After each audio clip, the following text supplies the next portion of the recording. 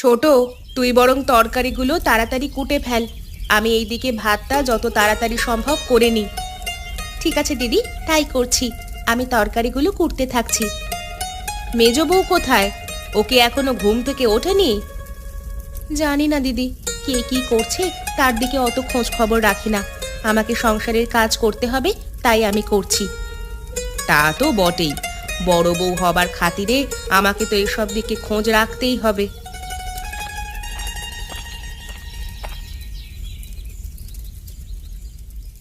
অত সব দিকে চোখ কান দেওয়ার কোনো প্রয়োজন নেই দিদি। কে কি করছে না করছে সেটা তো তার নিজস্ব ব্যাপার। তাতে তোমাদের অত মাথা ব্যথা কিসের? আমার তো কোনো মাথা ব্যথা নেই মেজো। আমি আবার কি করলাম? কেন? তুমি যে এইমাত্র জিজ্ঞেস করলে মেজো বউ উঠেছে নাকি ঘুমাচ্ছে, সেই কথা জিজ্ঞাসা করবার অধিকার তোমাকে কে দিল? তুই তার মানে বাইরে দাঁড়িয়ে আমাদের কথা শুনছিলিস, তবুও রান্নাঘরে আসিসনি? গরমের মধ্যে এখানে এসে কি করব? এই 3 পরিবারের একটাই তো চুলা, সেখানে দুজন মিলে রান্না করলেই অনেক। আমার আবার কিসের প্রয়োজন? তুই এ কি বলছিস মেজো? আমাদের আবার 3 পরিবার কোথায়? আমাদের তো একটাই পরিবার, আর তার একটাই চুলা। এই তো পরিবার, যত সব। এই পরিবার বেশি দিন আর এক পরিবার থাকবে না, এই আমি বলে দিলাম। যেই পরিবারে কোনো মানুষের সম্মান নেই, সেই পরিবারে না থাকাই ভালো। তোমাকে আবার কি সম্মান দেওয়া হয় না এখানে দিদি? তুমি তো ঘরের কোনো কাজটাই করো না, সব তো আমরা দুজন মিলে করি। কি এত বড় কথা? আমি ঘরের কোনো কাজ করি না? বেশ, তাহলে তো এক পরিবারে থাকবার কোনো মানেই হয় না। আমি আজই এই পরিবারকে আলাদা করবার ব্যবস্থা করব। শুধু শুধু ঝামেলা বাড়াচ্ছিস মেজো। তোর এখানে আসার তো কোনো দরকার ছিল না। শুধু শুধু এখানে এলি কেন? আগে তো কোনোদিন এই চুলায় ঢুকিসনি তুই। আসবার তো দরকার থাকবেই না। আমি না এলে কি সুন্দর আমাকে নিয়ে চর্চা হয়। আমি এলাম বলে সেই চর্চা বন্ধ হয়ে গেল তো, তাই জন্যই রাগ হবে তো। আজকে আসুকো, তারপর আমি দেখাবো মজা।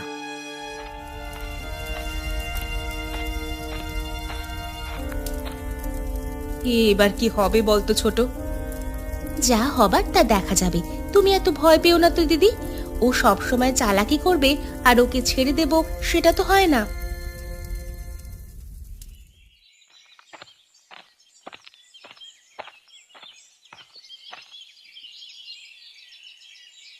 কি খবর ছোট? কি ব্যাপার, দোকানপাট কেমন চলছে?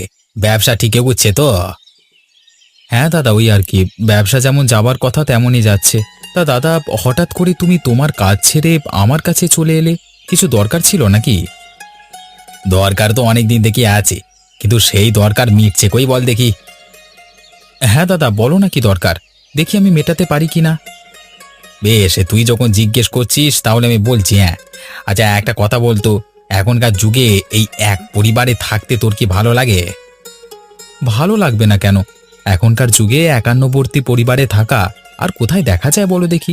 আমি তো বেশ ভালোই আছি। কিন্তু আমি তো ভালো নেই, আমার ওই পরিবারে থাকতে একদম ভালো লাগে না। কিন্তু বর্দাটা না কিছুতেই। তোমার পছন্দ অপছন্দের কথা তুমি বর্দাকে বলো, বর্দা নিশ্চয়ই কোনো সমাধান বের করবে। তা বলে এক সংসারে থাকতে ভালো লাগছে না এ কথা বলো না। আরে বর্দাকে বলে লাভ নেই, ও কোনো সমাধানই করবে না।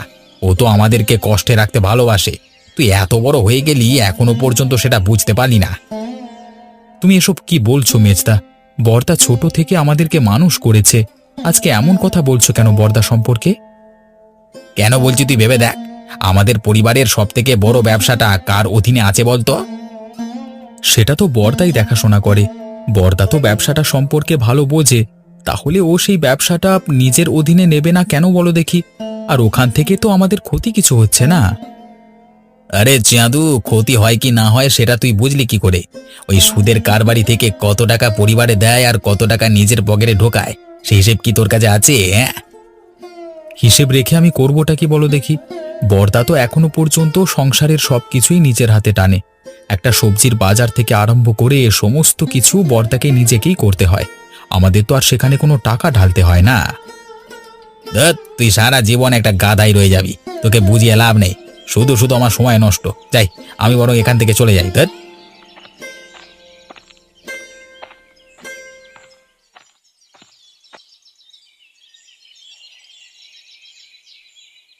হয়েছে বাবু বলুন তো আপনাকে ইদানিং খুব নিরাশ নিরাশ লাগছে, ব্যাপার কি? আসলে কি জানিস তো, গিন্নি চলে যাবার পর থেকে আমার আর কোনো খাবারই ঠিকমতো মুখে রোচে না। আর গিন্নির হাতের রান্না তো দারুণ ছিল, তুই জানিস। সেই রান্নার স্বাদ আমাকে কেউ আজ পর্যন্ত রেঁধে দিতে পারলো না। আপনি যদি বলেন তাহলে আমি দেশ বিদেশ থেকে ভালো ভালো রাঁধুনি আপনার জন্য এনে দেব। আপনি শুধু আমাকে অনুমতিটা দিন, দেখবেন তাদের হাতের রান্না আপনার মন ভরিয়ে দেবে। না রে নগেন, না। দেশ বিদেশের ভালো রাঁধুনি আনতে গেলে অনেক টাকা খরচ করতে হবে। আমার ইচ্ছে পূরণের জন্য অত টাকা খরচ করতে আমি রাজি নই। সেই টাকা যদি আমি গ্রামের উন্নয়ন প্রকল্পে খরচ করতে পারি, তাহলে সকলেই খুব ভালো থাকবে। সেটা আপনি ঠিকই বলেছেন বাবু, কিন্তু আপনার নিজের দিকটাও তো একটু ভাবতে হবে। আচ্ছা নগেন, আমাদের গ্রামে কি এমন কেউ নেই যে আমাকে ভালো মন্দ একটু রান্না করে খাওয়াতে পারবে? সেরকম কেউ আছে কিনা আমাকে একটু খুঁজে দেখতে হবে। আশা করছি পেয়ে যাব। আমাকে একটু সময় দিন। হ্যাঁ হ্যাঁ, আপনি যখন ইচ্ছে করেছেন যে গিন্নি মায়ের মতো হাতের রান্না আপনি খেতে চান, তখন আমি আপনাকে খাওয়াবোই খাওয়াবো। আপনার কোনো ইচ্ছে আমি অপূর্ণ হতে দেব না। এই জন্যই তো তোকে খুব ভালোবাসি। আচ্ছা, তার আগে কি তোর কিছু টাকা পয়সার প্রয়োজন আছে? হ্যাঁ বাবু, আমার নাম নগেন হতে পারে। হ্যাঁ, আপনি ওই কার্টুন গল্পের নগেনের সাথে আমার তুলনা করছেন কেন? হ্যাঁ, আমি কি সবসময় টাকা টাকা করে লাফাই নাকি? হ্যাঁ, আপনি কি যে বারবার এক কথা জিজ্ঞাসা করেন। ঠিক আছে ঠিক আছে, আর জিজ্ঞাসা করব না। কি গো রেশমা, তোমাকে আজকে আবার উদাস বলে মনে হচ্ছে। তোমার দুই যা নিশ্চয়ই তোমার সঙ্গে ঝগড়া করেছে আবার। সে আর বলতে, সারা দিন তো আমাকে কথা শুনিয়ে মারছে। তোমাকে তো আমি কবেই বলেছি ওই পরিবার থেকে আলাদা হয়ে যেতে, তারপর নিজের স্বামীকে নিয়ে আলাদা পরিবারে নিজের মতো করে থাকতে। কিন্তু তুমি কি সে কথা শুনেছো আমার? আমি সেই কথা যখনই বলতে যাই তখনই বড় আর ছোট বউ এক হয়ে যায়, তারপর আমাকে কথা শোনাতে শুরু করে। তুমি তোমার স্বামীকে বলতে পারো না? তোমার স্বামীকে বললে নিশ্চয়ই কোনো একটা উপায় বের হবে। স্বামীকে তো বলি, ওদিকে স্বামীও বলে যে বড়দা নাকি আমাদের বাড়ির বড়, ব্যবসাটা নিয়ে সেখান থেকে টাকা পয়সা হাতিয়ে নিচ্ছে। ও মা, সে কি কথা! তোমরা এক পরিবারে থাকো আর তোমাদেরকে এড়িয়ে তোমার বড়দা এসব কাণ্ড করে বেড়াচ্ছে? বাবা রে বাবা, আমি হলে তো ওই পরিবার থেকে এক্ষুনি বেরিয়ে চলে আসতাম। সবকিছু ছেড়ে দিয়ে তো আর বেরিয়ে আসতে পারি না। গোটা পরিবার ভাগাভাগি করে আমার ভাগের সম্পত্তি আমি বুঝে নিয়ে তারপর বেরিয়ে আসব। হ্যাঁ হ্যাঁ, সেটা তুমি ঠিকই বলেছ, কিন্তু এই সম্পত্তি ভাগাভাগিতে তো অনেক ঝগড়াঝাটি হবে। সেসব তুমি একা সহ্য করতে পারবে তো? ঝগড়াঝাটি তো আর বারবার হবে না, হবে একবার। যা হবে আমি সহ্য করে নেব। হ্যাঁ, ঠিকই বলেছ। এই সব লোকের দিকে একবার কিছু না বললে হবে না, সব সময় পেয়ে বসবে। কিছু না বলে বলে তো পেয়ে বসেছে, এবার একবার মুখোমুখি না হলে হবে না।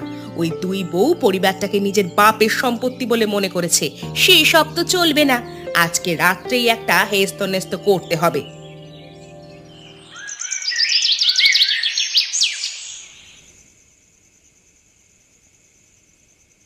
কি হলো গিন্নি, তোমার মন খারাপ মনে হচ্ছে, ব্যাপার কি? ব্যাপার আর তোমাকে কি বলি, আমাদের তিন বউয়ের এক পরিবারে থাকা সম্ভব নয়। এক পরিবার থেকে এক চুলায় রান্না করে আমাদের প্রত্যেক দিনই নিজেদের মধ্যে অশান্তি লেগে থাকে। আরে কি হয়েছে আমাকে খুলে বলো, কি নিয়ে অশান্তি লেগে থাকে? এই ঘরের সমস্ত কাজ আমরা দুই বউ মিলেই করি, আমি আর ছোট বউ। মেজ বউ একটা কাজও করে না, উপরন্তু আমাদের কাজের খুঁত ধরে। এইভাবে কতদিন সহ্য করা যায় বলো তো? মানুষের তো সহ্যের একটা সীমা আছে। গিন্নি, তুমি এই বাড়ির বড় বউ, তোমাকে বাকিদের তুলনায় অনেক কিছু বেশি সহ্য করতে হবে। সহ্য তো করছি গো, কিন্তু কতদিন আর সহ্য করা যায় বলো তো? মেজ বউ যদি নিজেকে পরিবর্তন না করে এবং সারা জীবন যদি এভাবেই চলতে থাকে, তাহলে তো আর পরিবারে ভালোভাবে থাকা যায় না। আমরা যদি কিছু কথা শোনাতে যাই তাহলে হিতে বিপরীত হবে। আমাদের কথা শোনানো যাবে না, তাই চুপচাপ সহ্য করে যাওয়া আমাদের কাজ। সময় হতে দাও, ওরা নিশ্চয়ই নিজেদের ভুল বুঝতে পারবে। মেজ বৌদি সব সময় আমাদের দেখলেই ওরকম করে।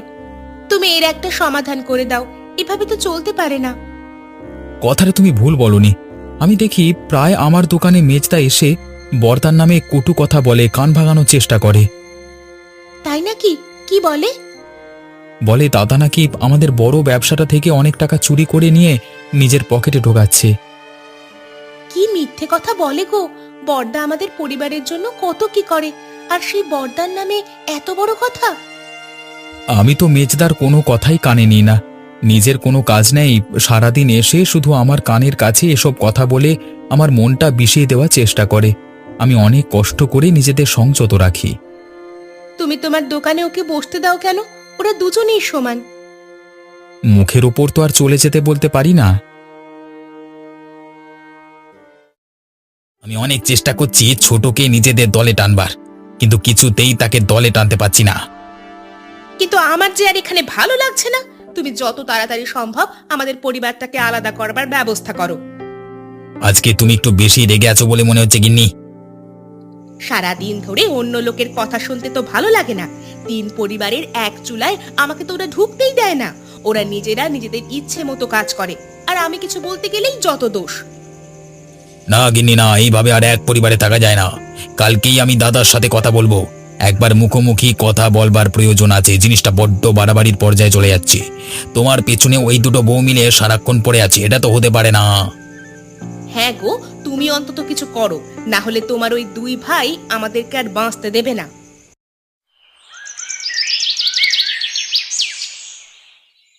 কি নগেন, তুমি যে বলেছিলে আমাকে কয়েকদিন সময় নিয়ে আমার জন্য এই গ্রাম থেকে ভালো রাঁধুনি খুঁজে আনবে, তার কি হলো?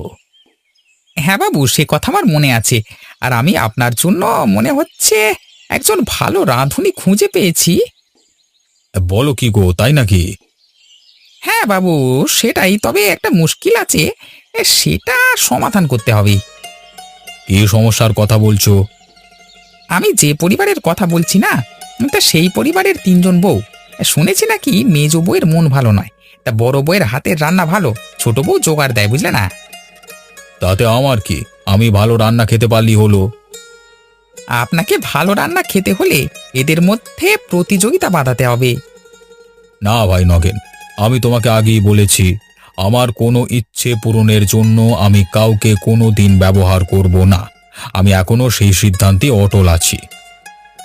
ঠিক আছে বাবু, আপনাকে প্রতিযোগিতা করাতে হবে না, কিন্তু আপনাকে গিয়ে ওদেরকে আদেশ করতে হবে যে আপনি ওদের থেকে সেরা রান্নাটি খেতে চান, বুঝলেন না?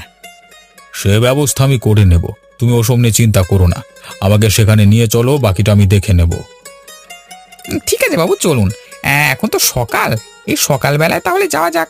হাঁটাও হবে আর আপনার ইচ্ছা পূরণ করাও যাবে। চলো তবে যাওয়া যাক।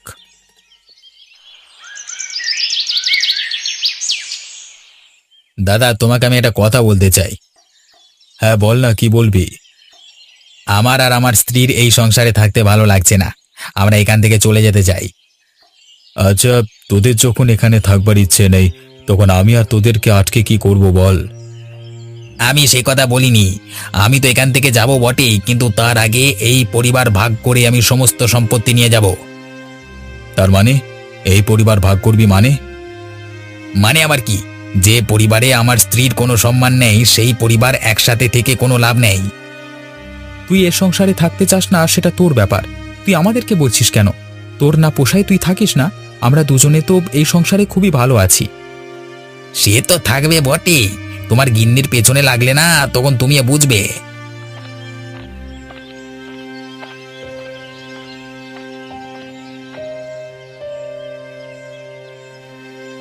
কি কার পিছনে লাগে সেটা আপনি না জেনেই বলে দিচ্ছেন কেন দাদা? আপনার কি না জেনে কথা বলা উচিত হচ্ছে? ছোট বউ, তুমি আমাদের ভাইয়ের কথার মাঝখানে কথা বলতে আসবে না। কেন আসবে না? ও তো সারাদিন ঘরেই থাকে। অতএব ঘরে কে কি করে সেটা ওর থেকে ভালো কেউ জানবে না। তোরা দুটো মাথা এক হয়েছিস তাহলে? হ্যাঁ বেশ, আমিও দেখে নেব তোমাদের এই দলবাজি কতদিন থাকে। ভাই, সকালবেলা মাথা গরম করিস না। কাজকর্মের অনেক অসুবিধে হবে। তোর যদি একান্তই এই পরিবারে থাকতে ইচ্ছে না করে, তাহলে তার ব্যবস্থা আমরা করে দেব। তোর ভাগের কোনো জিনিস আমরা নেব না। দাদা ঠিকই বলেছে, আমাদের কিছুই প্রয়োজন নেই তোমার জিনিস। আর তুমি সকালবেলায় এই কথাটা তুলে ঠিক করনি, বুঝলে? আমি কি ঠিক করেছি কি ভুল করেছি সেই জ্ঞান তোর কাছ থেকে শুনতে হবে? এই রমেশ, ঠিক করে কথা বল।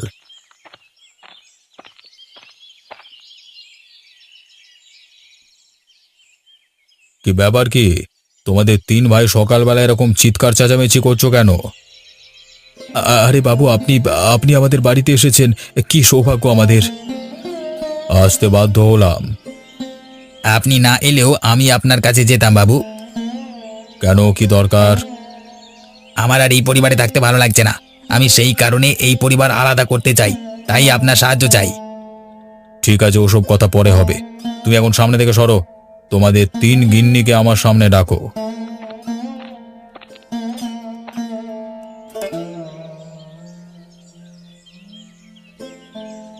শোনো তোমরা, আমার ইদানিং খুব ভালো রান্না খাওয়ার ইচ্ছে হচ্ছে। তা আমি গ্রামের সমস্ত লোকের কাছ থেকে শুনেছি যে তোমাদের ঘরে নাকি খুব সুন্দর সুন্দর রান্না হয়। তাহলে আমি তোমাদেরকে আজকে বলে যাচ্ছি, তোমরা তিনজনের মধ্যে যে আমাকে ভালো রান্না করে খাওয়াবে তাকে আমার তরফ থেকে নগদ 2000 টাকা পুরস্কার দেব। কিন্তু বাবু, আমি তো তেমন রান্না বান্না পারি না, তাহলে রান্না করব কি করে? আমার বদলে বরং দিদি রান্নাটা করুক, আমি না হয় দিদিকে সাহায্য করব। বেশ, তুমি এই যে সত্যি কথা বললে যে তুমি রান্না পারো না, তাতে আমার খুব ভালো লাগলো। ঢং দেখলে বাঁচা যায় না। এতদিন ধরে তাহলে শিখলেটা কি, হ্যাঁ? এই কারণেই তুমি এই সংসারটা ভাঙতে চাও না, তাই না? নিজে করে খাবার তো মুরদ নেই। তুমি চুপ করো।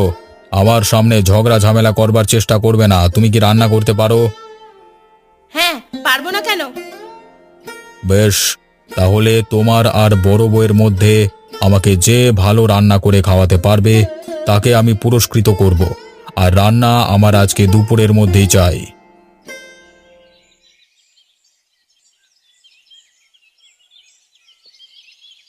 আজকে আমি আগে রান্না করব। বাবা, সত্যি আজকে দেখেও খুব ভালো লাগছে যে আমাদের তিন পরিবারের এক চুলাতে আমাদের মেজ বউ আগে রান্না করতে চলেছে। কেন দিদি, আমাকে দেখে খুব রহস্য করতে মন চাচ্ছে, তাই না? তাহলে শুনে রাখো, আজকের মোড়ল মশাইয়ের কাছ থেকে 2000 টাকার পুরস্কার আমিই নেব।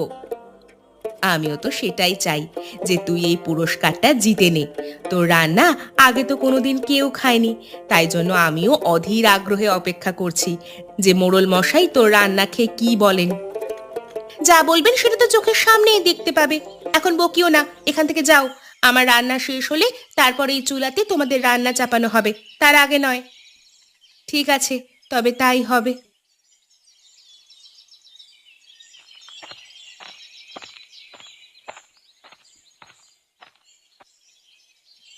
আহা, তোমাদের তৈরি রান্না থেকে খুব সুন্দর ঘ্রাণ বের হচ্ছে।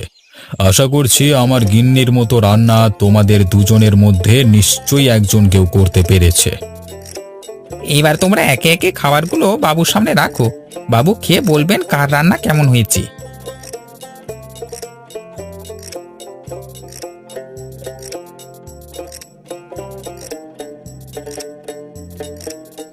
আমি দুজনের খাবার খেয়েই দেখলাম, মালতী, তোমার রান্নার মধ্যে আমার গিন্নির হাতের স্বাদ খুঁজে পেলাম।